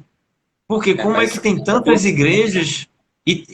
A violência não diminui, o analfabetismo não diminui, tá entendendo? Então vira uma contradição, né? Você vê que a igreja, placa é uma coisa, a igreja, os nascidos de novo, são outras, é outra coisa, né? É outra história, é outra essência, né? Verdade, Tá na essência, tá na raiz, né? verdade, Esse sim você pode dizer que é o famoso crente raiz. Esse sim é o crente raiz, é aquele que está na essência, que não é determinado por placa, não é determinado pelo CNPJ, verdade, mas que ele é determinado por uma essência, por uma consciência, né? E verdade, hoje em dia, como o Rafael citou aí, Jesus até seria crucificado de novo, né? Porque a humanidade o rejeitou, né? verdade. Por pegar esse amor e consciência e, portanto, nós estamos aqui sendo os crucificados da vez, os que têm que encarar essa cruz da vez, Verdade. de, de ser uma voz, né? Uma voz no meio do deserto, né? Porque assim, meu mano, pregando o que nós pregamos, a gente está muito sozinho, né, no meio desse deserto. Está muito sozinho. Dá essa sensação de vez em quando, né? Não, é verdade. Você, Mas é vamos, nós verdade. somos essa voz, somos essa voz. Mas uma coisa, olha, uma coisa que eu aprendi com um amigo meu, ele disse uma coisa interessante, ele disse, olha, de fato o evangelho não é uma chamada para multidões. As multidões em si, elas não querem essa essência do evangelho, né? Elas querem a aparência, a religiosidade. Agora, de fato, tem uma minoria que vai querer o evangelho. E se nós estamos na minoria, se podemos dizer assim, que Deus nos ajude a chamar outros para conhecer essa essência, né? A essência do Evangelho, que são as verdades de Cristo, ensinadas pela vida dele, pelas atitudes dele, pelas obras dele, pelos lábios dele, né? Sim, sim. Vem consciência, né? Onde quer que seja. E Verdade, nessa simplicidade, né? E que Jesus é a chave hermenêutica, é a chave interpretativa para você entender o todo, né? Nele habita a plenitude, né, da divindade. verdade, Então, então isso não é nenhum reducionismo, né? Não é você reduzir muito, não é pelo contrário. Jesus é o todo, é o todo, é o todo, é o verdade, cumprimento, né? verdade, Então não há reducionismo nenhum em dizer assim, não, Jesus é a chave hermenêutica, porque para muita gente, né, você precisa daquele arcabouço de hermenêutica, você precisa de tantas ferramentas hermenêuticas, exegéticas para você entender o texto, para você entender tudo, entender a vida. Mas não, com Jesus não. Jesus é simples e a hermenêutica em Cristo é simples assim. É simples verdade, assim, não tem muitos meios, muitas ferramentas, não tem códigos, não. Tá, a palavra está decodificada e a palavra é livre. A palavra é livre, tanto que a gente falou, e voltando na conversa lá do Nicodemos, voltando à conversa do Nicodemos, foi o que Jesus falou para o Nicodemos, ó, o evangelho, o espírito é como o vento, né? Você não sabe de onde vem, para onde vai, e você sabe que ele está soprando. Você verdade, sabe, você sente que ele está soprando sobre a terra, mas você não sabe qual vai ser o próximo lugar que ele vai soprar, né? verdade, Tá soprando, tá livre. A palavra de Deus é assim, o evangelho é assim. verdade, verdade. E feito você falou aí nessa questão, tem alguns teólogos que acham essa questão de colocar Cristo como centro de tudo, como se fosse um reducionismo, né? Aí Aham. eu, sabe o que é que eu penso disso? Eu penso que de Eu fato vejo eles estão. principalmente teólogos calvinistas, assim, esses calvinistas Verdade, bem fundamentalistas, né, verdade. alguns bem conhecidos, falar. Eles não entenderam Lutero. Eu tenho essa convicção plena no meu coração, porque eu já fui calvinista, eu sou um ex-calvinista, podemos dizer assim, né? Então, Hoje eu sou um discípulo de Jesus, né? E eu cheguei Não, nessa assim, conclusão. engraçado é que chega na reforma protestante, eles falam assim, eles sabem todos os reformadores, mas eles não sabem o que realmente, de fato, eles diziam. Tanto que Calvino, né, Calvino queria tirar o Apocalipse, porque ele não entendia, né, mas ele acabou deixando, mas também queria tirar. Ele tinha aquele certo confronto ali com o Apocalipse, que ele não entendia. Então, assim, muitos desses tiveram seus problemas textuais também, seus problemas teológicos, e mas eles não olham por esse lado. Mas hoje, se você chegar e falar que, por exemplo, citar que um texto perdeu a validade na escritura, você acaba a ser condenado, a ser julgado por eles como herege por conta disso, porque tudo para eles é uma questão de validade, de validação. Aí é quando a gente olha, por exemplo, para João Batista, quando João Batista está diante de Cristo, né? Ele diz: olha, este é o Cordeiro de Deus. Se é para reduzir tudo aos pés de Cristo, João Batista foi reducionista, Paulo foi reducionista, Pedro foi reducionista, o apóstolo João foi reducionista, Lucas foi reducionista, todos foram reducionistas, porque eles reconheceram que só Cristo era o Senhor, só Cristo é o dono da verdade, né? Aí João Batista diz: olha, esse é o Cordeiro de Deus. Isso é ou não é um reducionismo? Mas é um reducionismo maravilhoso. Olha, ele é o Cordeiro de Deus, acabou. Eu não tenho mais que oferecer sacrifícios, oferecer cordeiros, animais, porque ele vai tirar os meus pecados deste. Ele vai pagar os pecados da minha alma. Ah, mas isso é um reducionismo. Olha, sinceramente, reducionismo no sentido pejorativo é o que o teólogo faz a nível de querer que uma teologia sistemática explique o Evangelho, o que certos livros, compêndios teológicos, expliquem o Evangelho, quando quem explica o Evangelho é o próprio Cristo, né? Ou seja, efeito ele mesmo diz: olha, as minhas palavras são espírito, as minhas palavras são vida. Quando o próprio Jesus falou: eu sou o caminho, eu sou a verdade, eu sou a vida.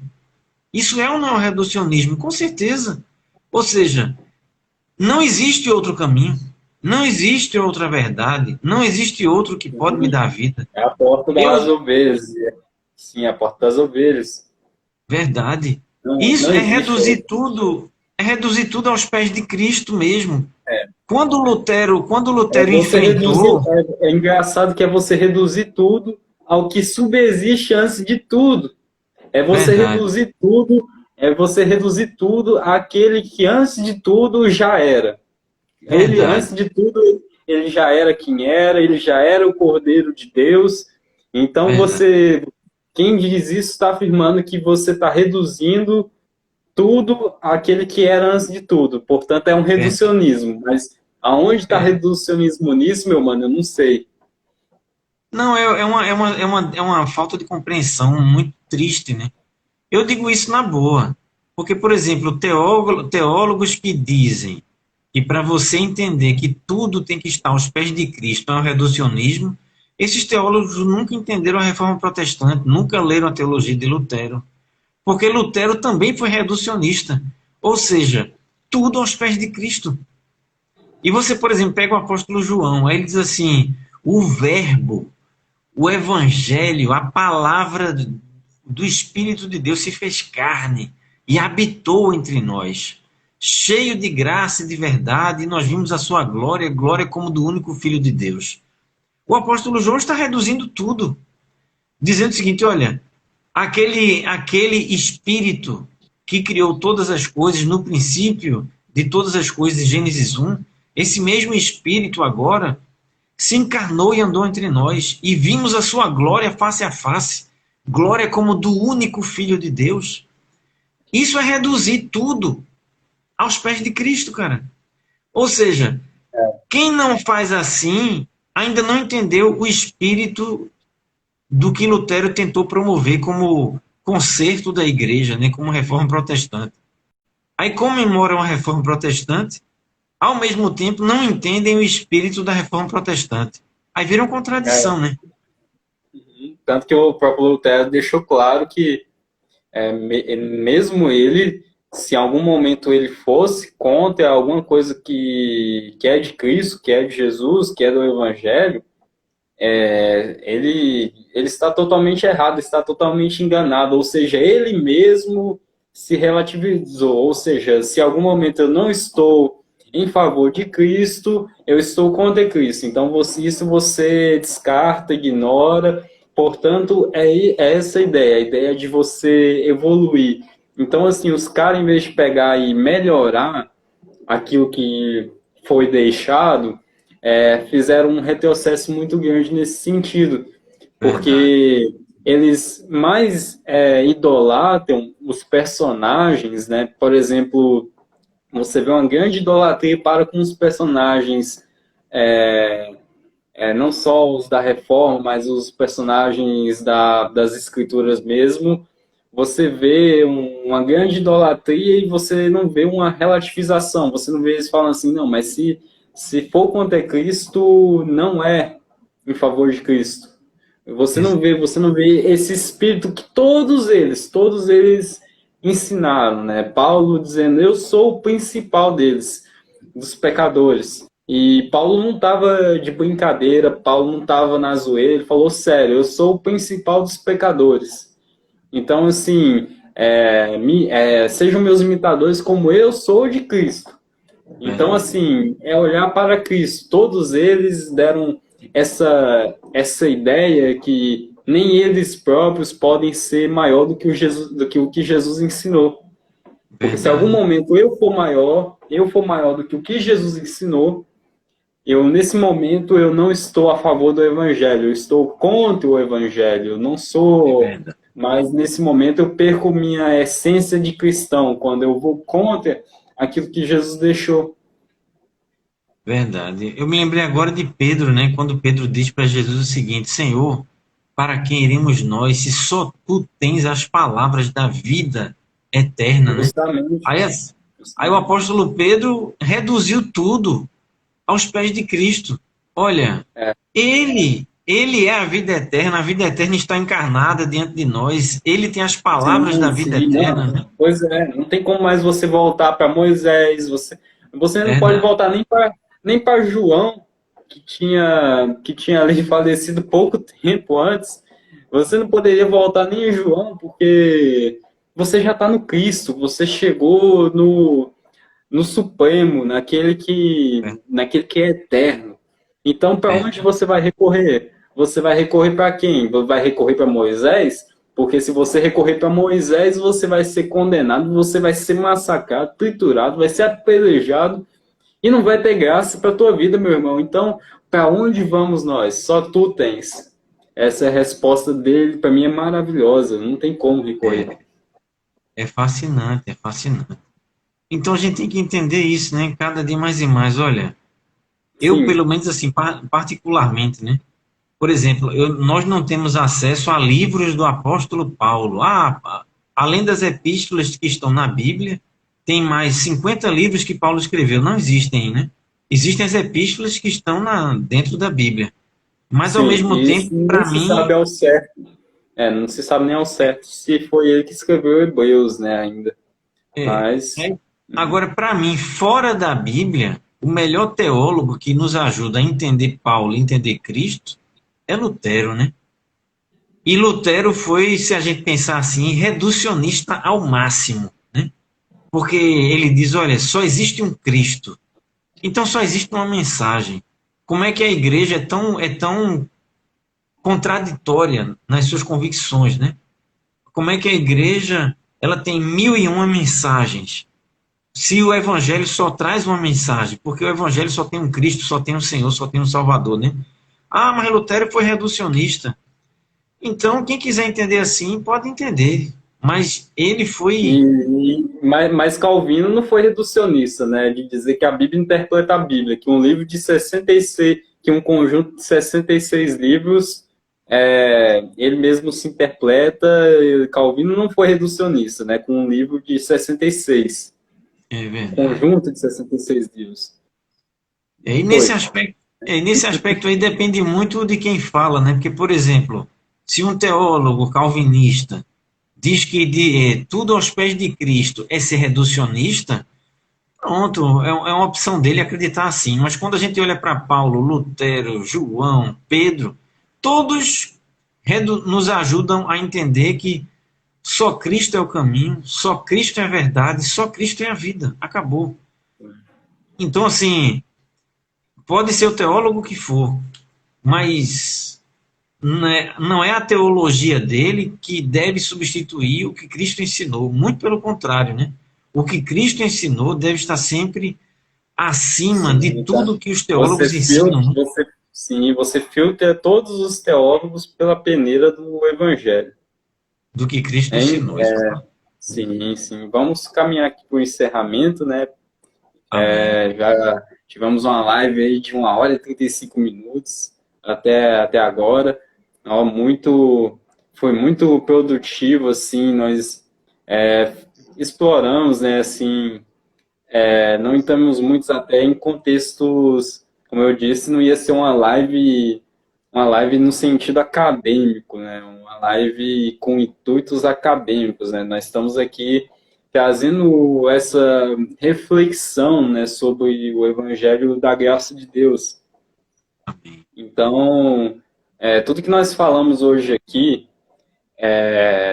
tem relação com essa interpretação, que não é só a interpretação da Bíblia, mas a interpretação de tudo, de qualquer coisa que você veja, qualquer coisa que você faça, interpretação da sua vida, tudo que você absorve dentro de si deve ser antes peneirado pela peneira do Evangelho, então, pela peneira de Jesus.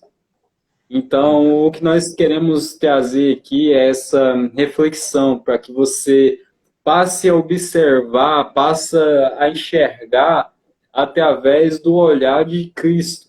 É Porque verdade. sem o olhar de Cristo, meu Deus, nós estamos numa liquidez muito grande no meio de uma sociedade líquida. Então, sem essa solidez em Cristo, nós não aguentamos. E o jeito é olhar para Cristo, é se derramar diante de Cristo e renunciar a si mesmo, esquecer tudo que você aprendeu, esquecer tudo que você aprendeu com teologia, tudo Antigo Testamento, a bagunça que criaram na sua mente e passar a olhar para Cristo.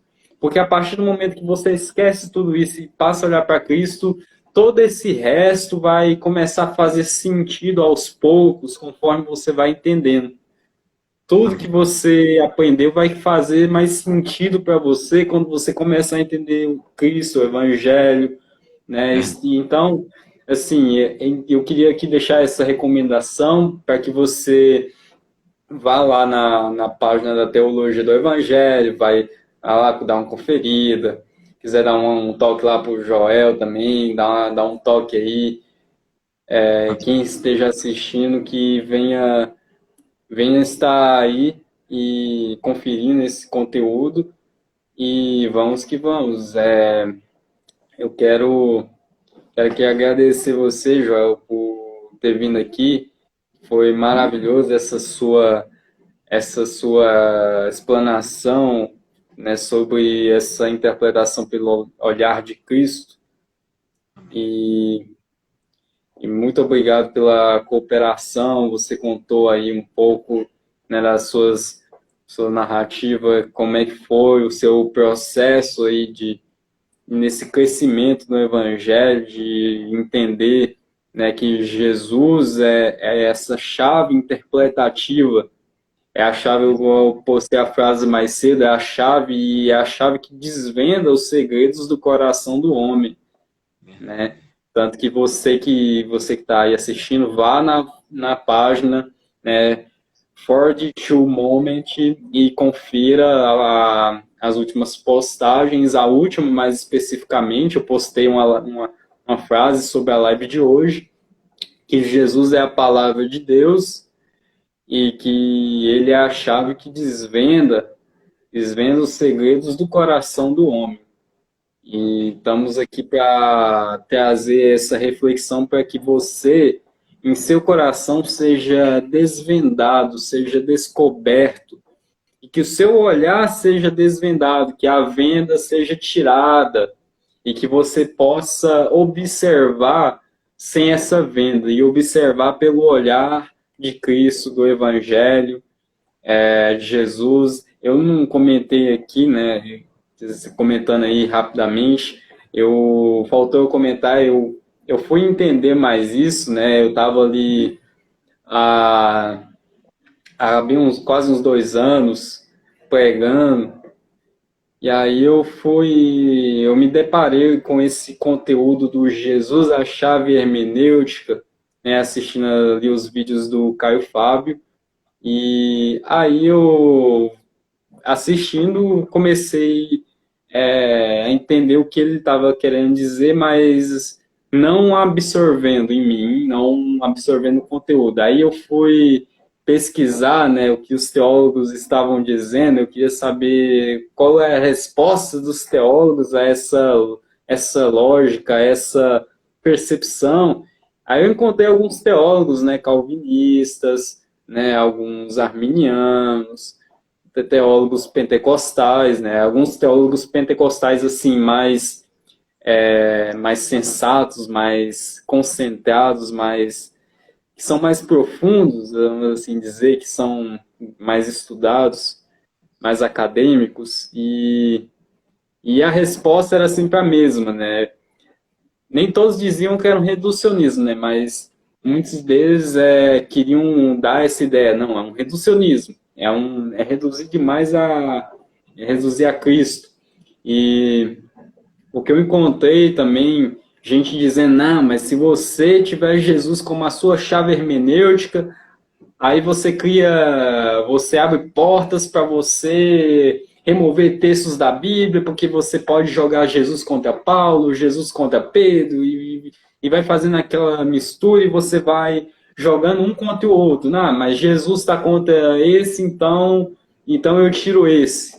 Mas essa não é a ideia da chave hermenêutica em Cristo. A ideia não é você, pelo seu olhar, falar assim, não, eu vou removendo os textos, porque para mim o texto que não tiver assim naquela convergência letrista, né, vamos assim dizer, não a convergência de consciência, de significado, mas uma convergência de escrita. Não, que não tiver uma convergência de escrita, eu não entendendo, eu vou tirar esse texto. Ou é um texto que eu não gosto, um texto que vai contra mim, então eu vou tirar esse texto. E era isso que eles estavam dizendo, né? Se você reduzir tudo a Cristo assim, você vai fazer essa bagunça. Mas conforme eu fui analisando, fui vendo, fui absorvendo os conteúdos, fui vendo que Jesus é a chave para a interpretação. É a chave que dá o significado real ao texto, o espírito das escrituras. Porque tem muita gente que lê as linhas, mas não lê nas entrelinhas, né? Tem muita gente que é assim, não lê as entrelinhas, o real significado do que o texto está querendo passar, o espírito do texto, qual que é o espírito. Verdade, verdade.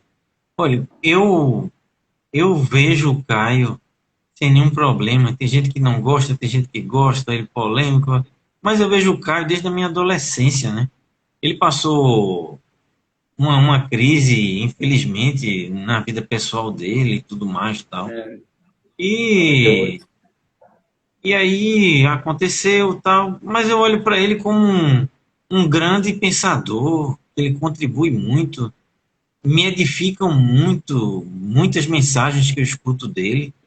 Ah, mas você concorda com ele em tudo? Não, tem coisas que eu fico um pé atrás, aquela coisa toda. Agora, quando ele defende essa ideia de que Cristo, de fato, tem que ser a chave dessa linha da interpretação, ele está certíssimo, né? Porque, tipo, foi isso que Lutero defendeu. Se a gente olhar também ao pé da letra, por exemplo, olha, o Caio, ele está, assim, repropagando o que Lutero fazia, que Lutero chamou tudo aos pés de Cristo. Aí até um amigo meu, que eu vou até citar o nome dele aqui, quem quiser depois pode ir na página dele, é Valdemar Santana. Ele Passou é pela meu amigo. live mais cedo. Foi. Aí porque nós somos hoje da igreja Peregrinos do Evangelho. Só procurar aí também no, né? Dá para encontrar. Instagram. E, por exemplo, ele me disse uma coisa interessante. Ele disse Eu um vi dia, ele lá, disse assim, vocês se reúnem nos lares, né? né, a gente tá num prédio aqui agora, por causa da pandemia também, tá atrapalhando, né? Mas aí, por exemplo, uma coisa que ele me disse um dia, ele disse, Joel, a coisa é tão crítica que quando a gente diz para as pessoas que tudo tem que estar aos pés de Cristo, o pessoal acha que está errado. E está errado o quê, pelo amor de Deus, né?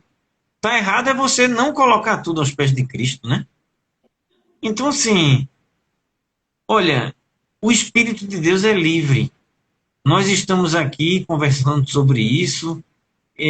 Pessoas estão aí cheias de teologia na cabeça, mas mergulhadas em angústias de alma, porque ainda não entenderam isso, que tudo tem que estar aos pés de Cristo.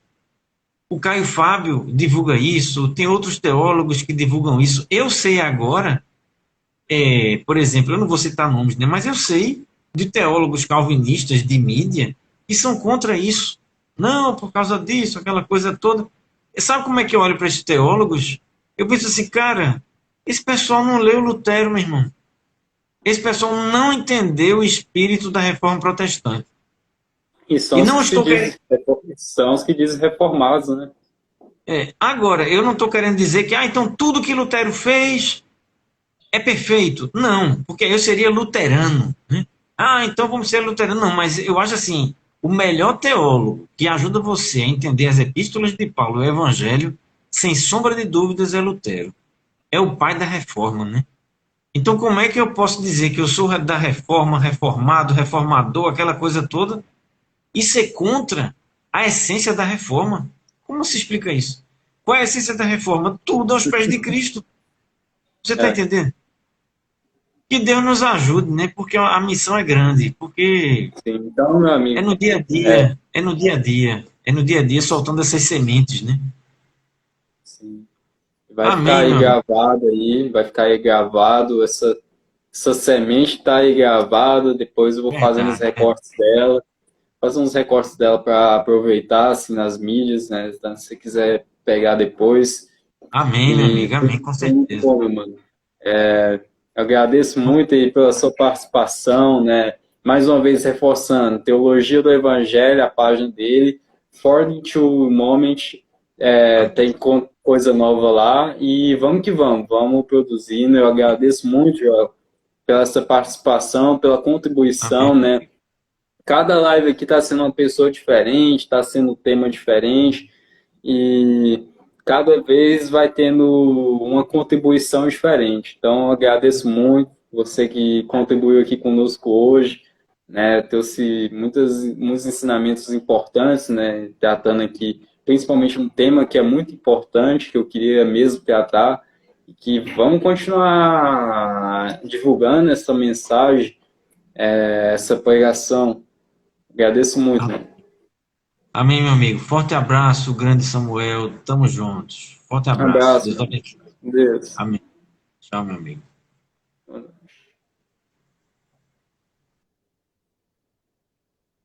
Boa noite a todos que aqui ficaram. Muito obrigado a você que está aí. Seja em que momento que você esteja me vendo. Obrigado e até mais. Falou!